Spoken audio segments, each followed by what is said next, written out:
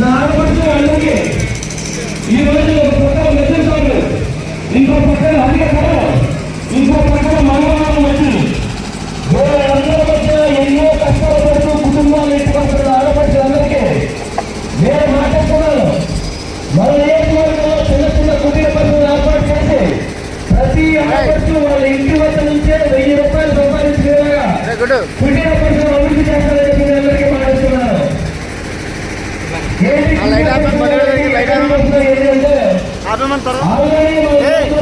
90కి పైగా కుటీర పనులు ఉన్నాయి.